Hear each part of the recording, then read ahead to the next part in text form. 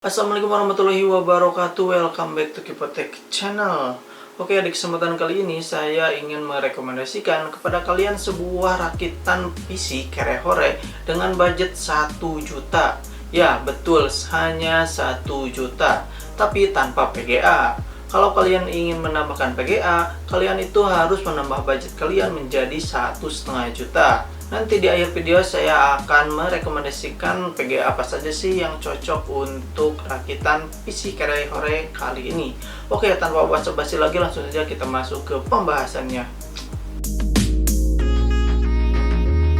Untuk part yang pertama yaitu sebuah prosesor. Nah, di sini kalian itu harus menentukan dulu ingin merakit PC menggunakan kubu Intel atau kubu AMD. Dikarenakan budget yang cukup minim, jadi saya ingin merekomendasikan kepada kalian itu untuk memakai prosesor dari kubu Intel, yaitu Intel Core i5 generasi ketiga, yaitu Intel Core i5 3470. Prosesor ini launching pada tahun 2012. Nah, prosesor ini memiliki 4 core dan 4 thread dan memiliki kecepatan di angka 32, GHz dan up to boost hingga 3,6 GHz.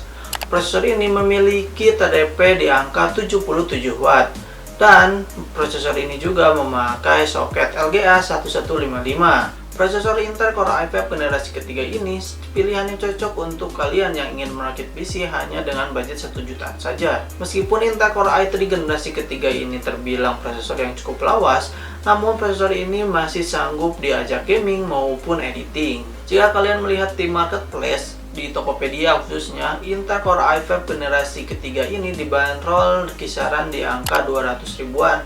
Itu juga sudah termasuk pen di dalam paket pembeliannya. Untuk part selanjutnya yaitu sebuah motherboard. Jadi kita harus mencari motherboard untuk disandingkan dengan Intel Core i5 generasi ketiga yang tadi sudah kita pilih.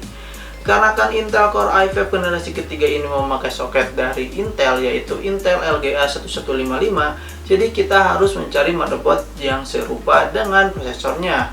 Jadi kita harus mencari motherboard dengan soket 1155. Di sini saya ingin merekomendasikan kepada kalian memilih motherboard dengan soket LGA 1155 dengan chipset H61. Motherboard dengan chipset H61 ini dibanderol di Tokopedia itu dengan harga bekasnya berada di angka 200 ribuan sampai 300 ribuan saja. Untuk part selanjutnya yaitu part ketiga yaitu memori atau RAM. Dikarenakan Intel Core i5 generasi ketiga dan motherboard H61 ini mensupport RAM dengan DDR3, jadi kalian itu harus memilih dan membeli RAM DDR3, bukan DDR4 ataupun DDR2. Dikarenakan nantinya jika kalian memakai RAM DDR2 atau DDR4, kalian tidak akan masuk ke dalam motherboardnya, jadi percuma. Untuk minimal penyimpanan memori yaitu 8 GB. Dikarenakan jika kalian ingin bermain game lancar dan editing juga lancar, kalian itu harus minimalnya memakai memori dengan minimal kapasitasnya 8 GB. Tapi jika kalian memiliki budget lebih, kalian bisa nambah lagi, nanti RAM-nya bisa jadi 12 atau 16 GB. Di sini saya merekomendasikan kepada kalian dengan kapasitasnya 8 GB dari brand Kingston yang warna biru. Jujur saja, saya ini tidak tahu apakah RAM ini original atau tidak. Mau original atau tidak, yang penting RAM ini berjalan dengan baik dan juga murah serta menghemat budget kalian. Untuk harga RAM Kingston Hyper Fury yang warna biru ini dengan kapasitas 8 GB dibanderol di angka 130 ribuan di Tokopedia. Nanti saya taruh linknya di deskripsi. Oke, untuk part selanjutnya yaitu part penyimpanan. Nah, di sini saya ini merekomendasikan kepada kalian supaya PC kalian itu kencang ketika boot dan ketika membaca file. Jadi di sini saya merekomendasikan kalian itu memakai penyimpanan SSD, bukan hard disk. Dikarenakan SSD itu kinerjanya lebih cepat bila dibandingkan dengan hard disk. Untuk menekan budget, jadi saya merekomendasikan kepada kalian itu untuk memakai SSD dengan penyimpanannya 120 GB saja. Meskipun penyimpanannya hanya 120 GB, namun 120 GB itu cukup untuk dimasukkan OS dan juga beberapa game. Untuk sekarang harga SSD ini sedang turun harganya, jadi SSD saat ini sedang murah-murahnya. Di sini saya merekomendasikan kepada kalian sebuah SSD dari brand EYOTA dengan kapasitas penyimpanannya yaitu 120 GB. Untuk kecepatan membaca dari SSD EYOTA ini berada di angka 500 Mbps. Nah, 500 Mbps itu bisa dibilang sangat cepat bila dibandingkan dengan hard disk. Nah, untuk harga dari SSD EYOTA dengan kapasitas 120 GB ini berada di angka 100 ribuan saja. Nanti saya taruh linknya di deskripsi.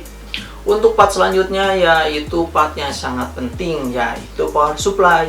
Power supply ini berfungsi untuk mengalirkan daya atau listrik kepada part-part yang tadi kita pilih.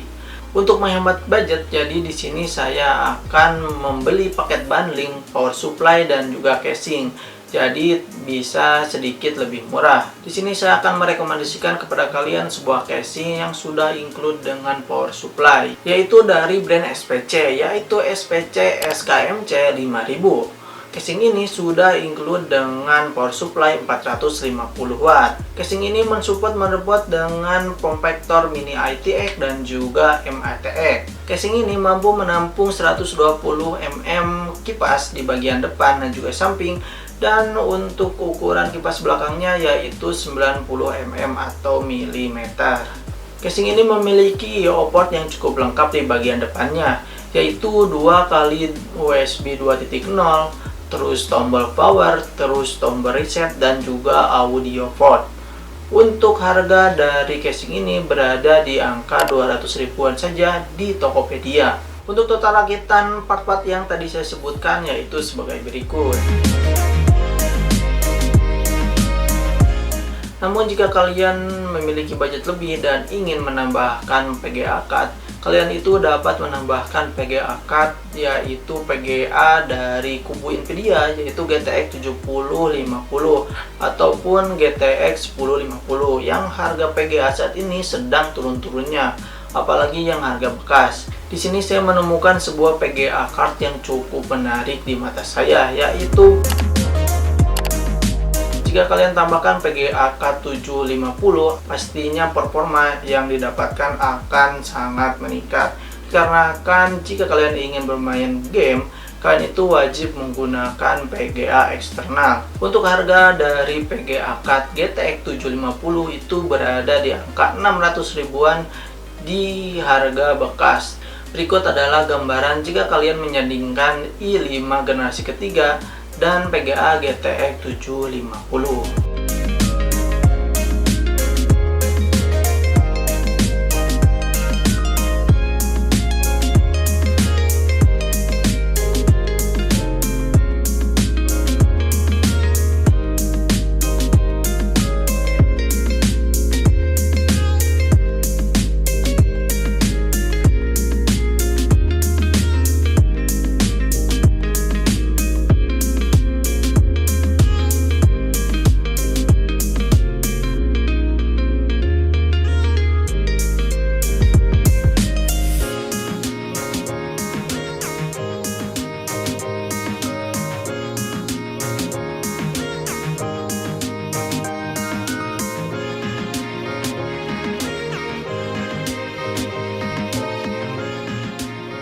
Untuk total biaya rakitan PC jika kalian ingin menambahkan PGA card 750 sebagai berikut.